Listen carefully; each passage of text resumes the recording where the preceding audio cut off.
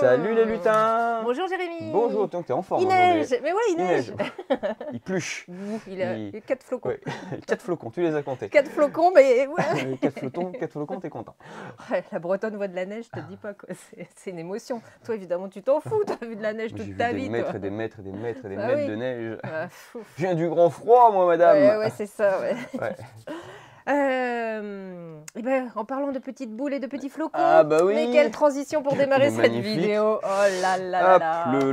le meilleur jeu du trimestre. Ah, je pense, ouais. Le truc le plus rigolo, en tout cas. Alors, on est chez les petits, c'est Bim Bam Boule. Alors, est-ce que dans la j'arrive... collection de chez Loki.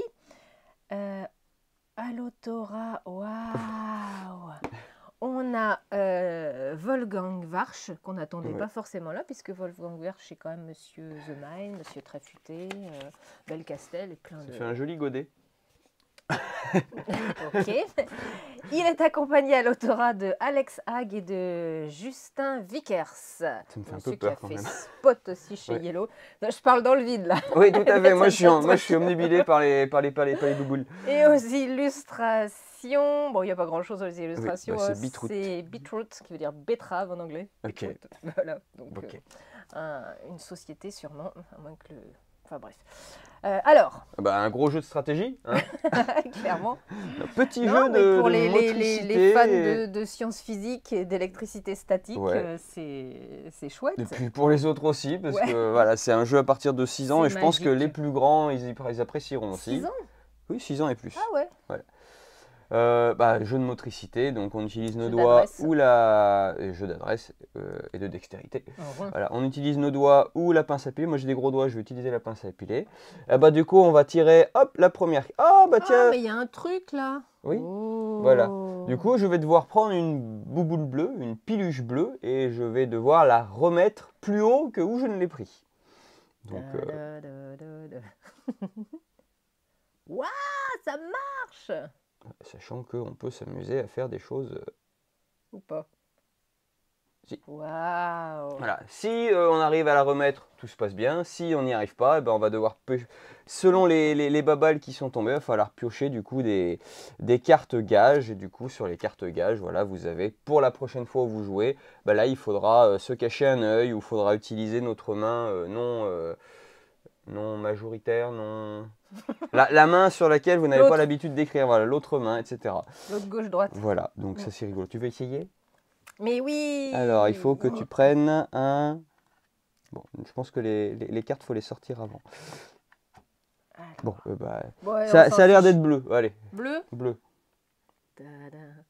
Ouais. Oh, comme tu choisis la facilité. Bon. Non, c'est super fun. chouette. Voilà. C'est doudou, c'est joliment imaginé. Et l'intérêt, c'est que pour un jeu de badaboum, il ne fait pas badaboum quand ça tombe. Voilà, ça casse pas les oreilles. Les parents stressés par le bruit. Voilà. Donc ça, c'est très chouette, validé. Ah ouais, carrément, ouais. C'est drôle. Vraiment, Loki, il y a vraiment des très jolies choses chez les petits. Bravo, bravo à cet éditeur. Ça renouvelle pas le jeu, mais ça le renouvelle quand même. Ouais, bah oui, c'est ça. C'est un joli objet. Voilà, après ce moment de poésie, hors du temps. On va vers une sortie qui était un petit peu attendue. Hein. Les réseaux sociaux en ont parlé, le jeu a été montré un petit peu déjà ici et là. Il brille, il brille de mille feux pour les collectionneurs. Donc, ou pas. Flip 7 ou Flip 7, si on veut speak English, comme on veut. C'est Eric Olsen à l'autorat et c'est O'Neill Mabil à l'illustration. Et c'est une localisation de Catch-up Game. Alors...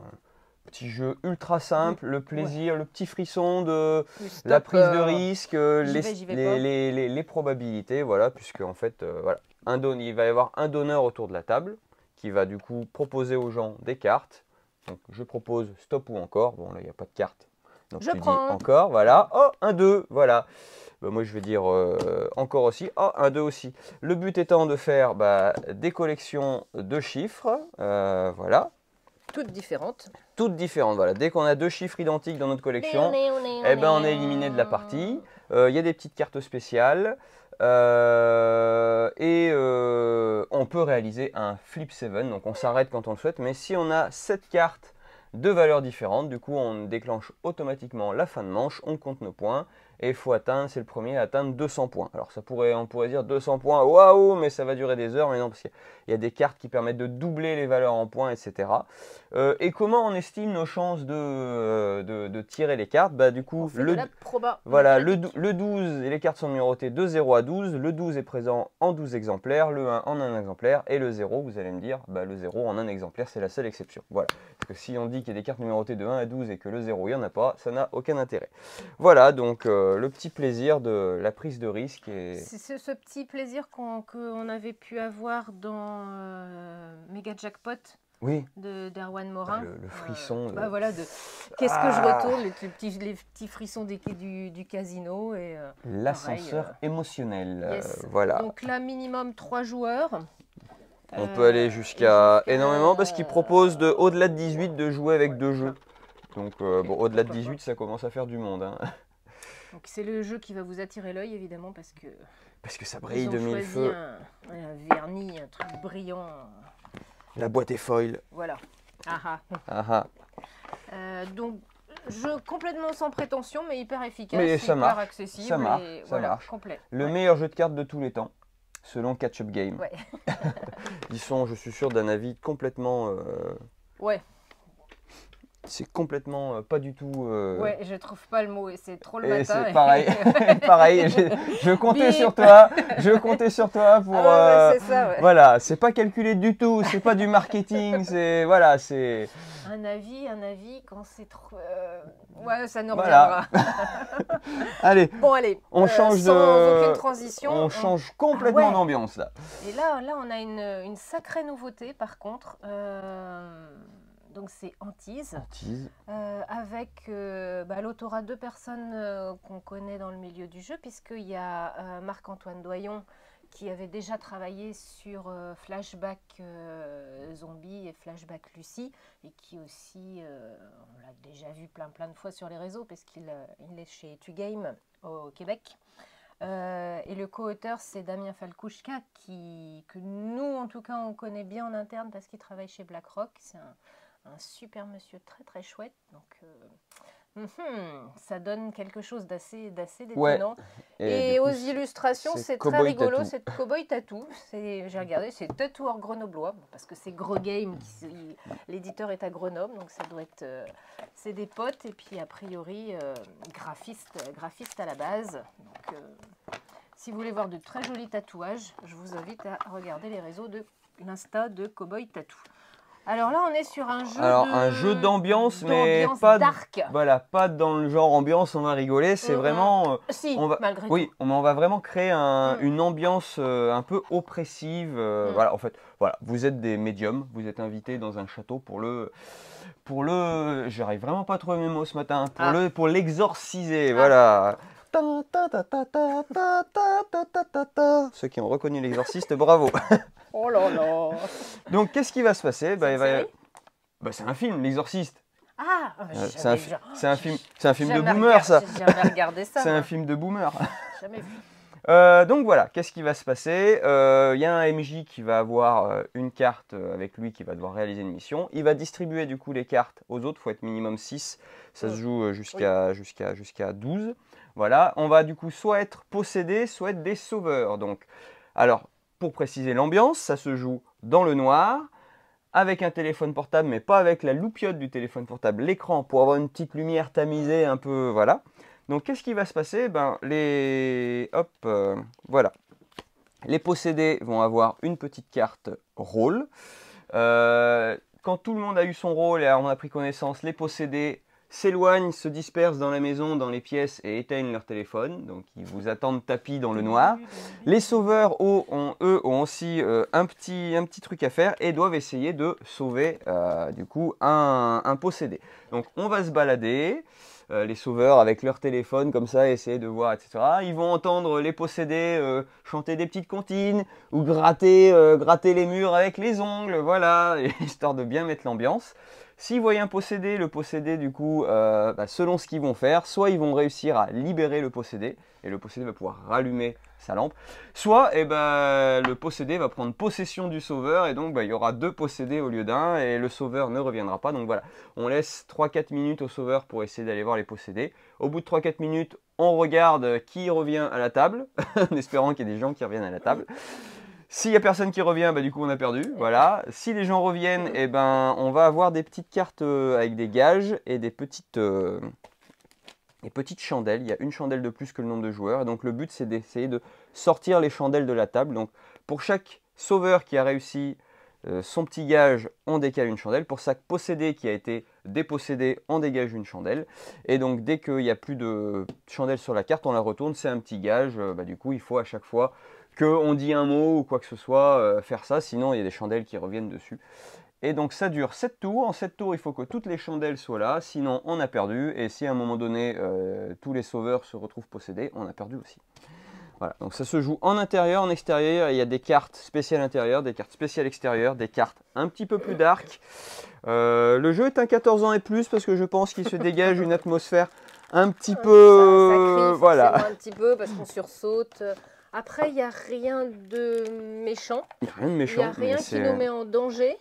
Mais c'est vraiment l'ambiance dégagée du jeu qui va... L'ambiance, ah ouais, non, mais c'est ça, on va se prendre au jeu, créer de l'oppression, et en ça, du coup, c'est un peu un ovni, mais c'est plutôt chouette, je pense. Ouais. Plutôt qu'une énième murder party la prochaine soirée avec vos amis, proposer un hantise, il y a très peu de mise en place à faire, il faut juste avoir assez de pièces et se mettre dans le noir, donc pas jouer ça en plein après-midi, ou alors tirer les volets, voilà.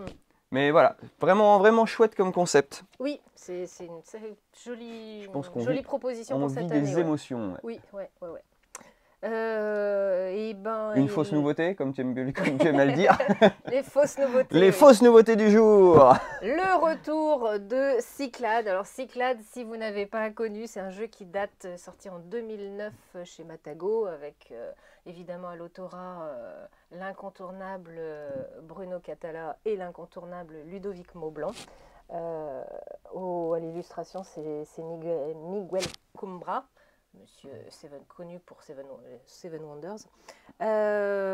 C'est un gros jeu de civilisation, d'enchères, d'un peu de tout. Qui a de changer, pas changer, c'est que 20 ans après, on se dit que on peut un peu revisiter les règles, renettoyer un petit peu le jeu, les lourdeurs, etc. Donc, réactualiser un peu tout ça, moderniser le jeu. Ouais. Donc, c'est passé par Kickstarter. Cette fois-ci, il sort chez Studio H. Il quitte les éditions Matago. Donc, il y a la boîte de base qui nous arrive en magasin et des boîtes d'extension. Le jeu avant avait beaucoup de plastique. Là, ils ont pris le parti de mettre des petits profils et cartons, mais pour les fans de plastique, on a des boîtes avec des figurines un petit peu plus détaillées dans un plastique un petit peu plus quali si vous êtes peintre un peu comme moi. Donc voilà, on a la boîte avec toutes les troupes, les bateaux, etc. Pour jouer, et puis la boîte avec tous les monstres et les héros pour amener un petit peu plus de choses quali sur le plateau. Voilà. Et c'est pas parce que c'est un jeu qui a presque 20 ans qu'il reste vraiment d'actualité. Je trouve qu'il est vraiment encore très très fluide, très, très plaisant à jouer. Plusieurs possibilités de gagner. Donc c'est vraiment, vraiment chouette ce jeu-là. Et puis un jeu un peu expert qui se joue jusqu'à 6. De 2 à 6 joueurs, ça marche. Qui tourne bien à 2 aussi. Et du coup, j'avais vu qu'ils avaient, fait, voilà, il y a trois gammes de jeux, il y a 3 façons de jouer. Donc il y a la façon classique, et en équipe, ou en duel. Donc ils ont fait des règles spécifiques en jeu à 2. Et pas de version solo, toujours. Voilà. Donc ça, c'est le retour. La grosse sortie. Ouais. De la grande nouveauté. C'est tout pour cette semaine. En jeu de plateau. En jeu de plateau, parce que par contre, en jeu de cartes à collectionner, on est bien. Puisque cette semaine, donc du Magic, donc là il y a le truc imprononçable. Aether Drift. Ouais, voilà. Fast and Furious. Ouais. On va appeler ça comme ça. Voilà, donc ce soir, c'est l'avant-première à la boutique, c'est complet. Donc on va retrouver toute l'équipe des garçons. Il y aura Vin Diesel. Chouette. Ou peut-être. Peut-être Vin Diesel, ouais. Donc voilà pour du Magic. On a du Pokémon, mais on n'en a pas. On n'en a plus parce que tout est réservé voilà. sur l'évolution prismatique. Et surtout, il y a un nouveau jeu de cartes. Enfin, pareil, une fausse nouveauté. Une vraie fausse nouveauté. Puisque c'est One Piece qui sort en VF. En VF. Voilà, donc fan de One Piece. Avec des petits decks de démarrage. Voilà, il y a 6 decks de démarrage et des boosters, voilà. Sachant que dans chaque deck de démarrage, vous avez un booster, histoire de déjà... Il y a le vert aussi. Ah, il y a le vert. Voilà. Donc, fan de One Piece. Ou fan de TCG, ou les deux. Voilà. Ça, c'est donc... il y a du lourd cette semaine, là-dessus.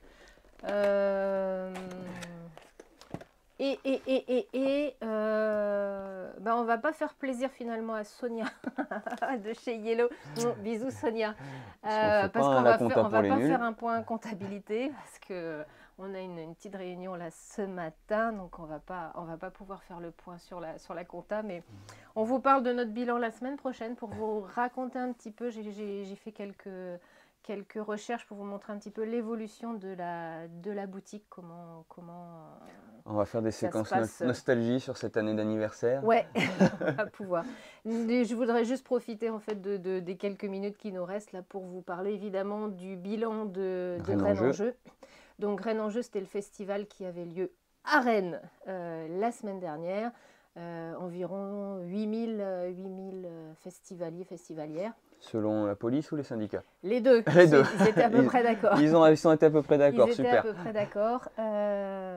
Oui, merci au monsieur de la sécurité. C'est pas des rigolos toujours. C'était chouette. Il y avait plus de place. Ils avaient ouvert la nef du couvent des Jacobins, donc il y avait une grande salle de plus. C'était très agréable pour circuler. Et surtout le plaisir évidemment de retrouver les collègues, les éditeurs, les auteurs, les autrices.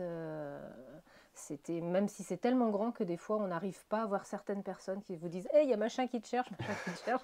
Et jamais vous n'arrivez à voir machin qui te cherche. Ah ouais, jamais, vous après, forcément. Et ouais, ça c'est difficile. Donc le plaisir, la particularité de ce festival, c'est la grande part qui est donnée aux pièces une grande salle pour les auteurs.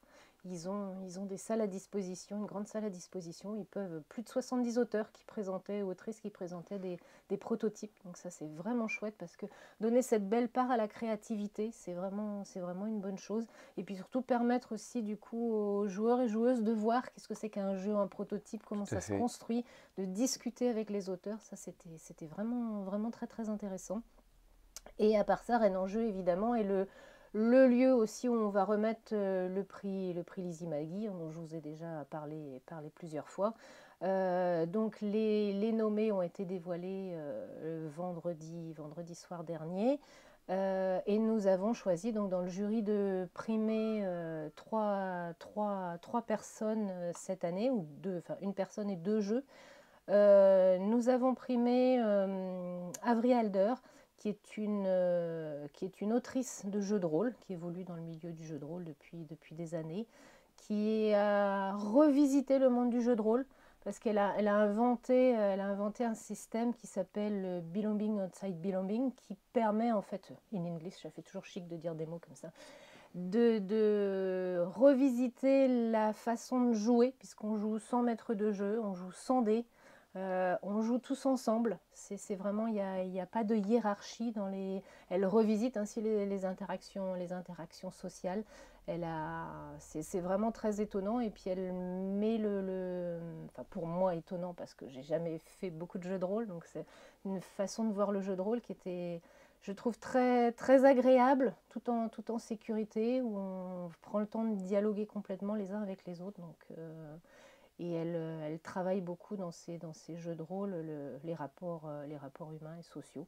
Donc, tout a évidemment, le prix était complètement valide pour elle. Sinon, ben, on a évidemment primé aussi Link City. Ton petit chouchou. Oui, c'était mon chouchou de l'année et je suis ravie que ça l'était aussi pour mes co-jurés.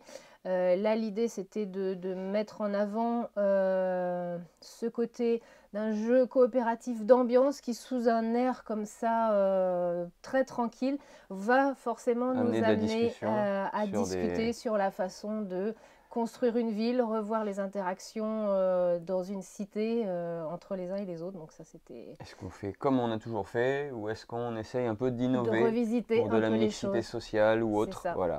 Donc c'en est très chouette. Les parties qu'on a pu voir jouer à côté de notre stand durant le prix étaient intéressantes, de voir un peu comment les gens percevaient ça. Et c'est toujours rigolo de voir aussi comment des enfants jouent.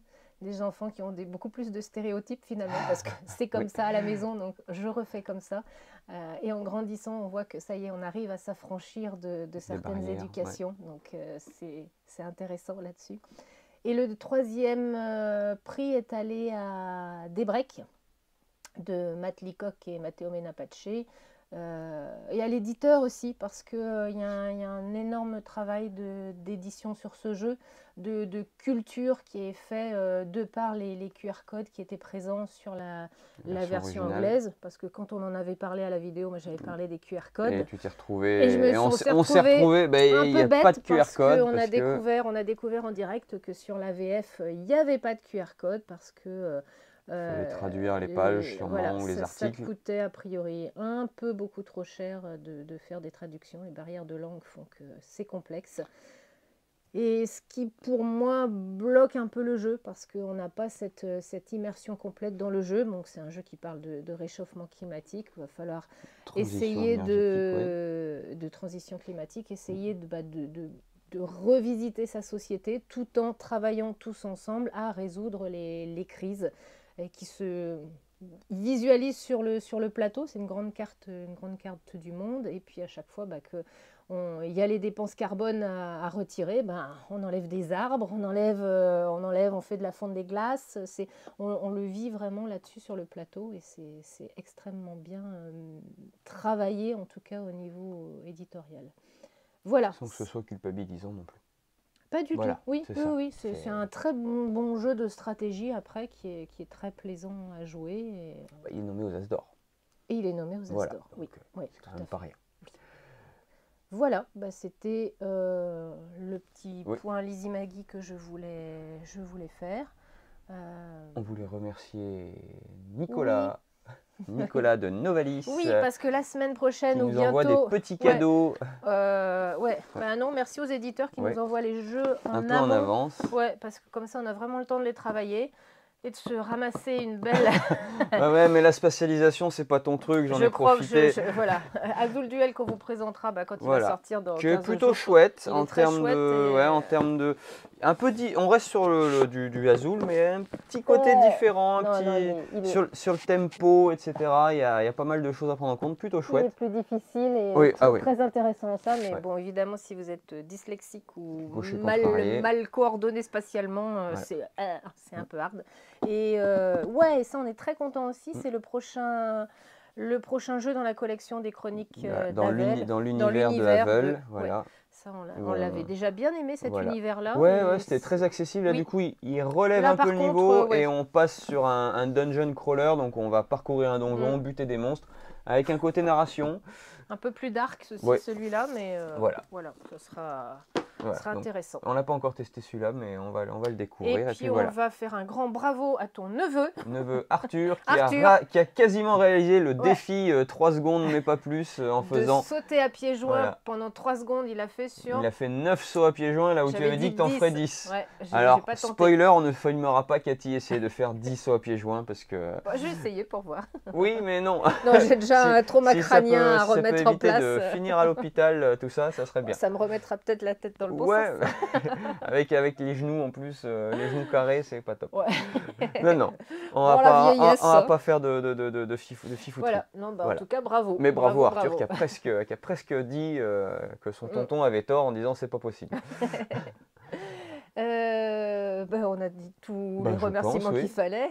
Et ben, on va se retrouver la semaine prochaine avec plaisir. Oui, tu es encore là vendredi? Oui. Ouais, c'est la semaine d'après que tu prends un peu de repos. Et toi, et la semaine d'après où tu prends pas du tout de repos? Non, on part à Cannes. Oui. Voilà, tu pars à Cannes et puis moi je gère la boutique. Non, mais pas de problème. Ok, ça fait partie du jeu. On vous souhaite une très très belle semaine et puis on vous dit à la semaine prochaine. Salut!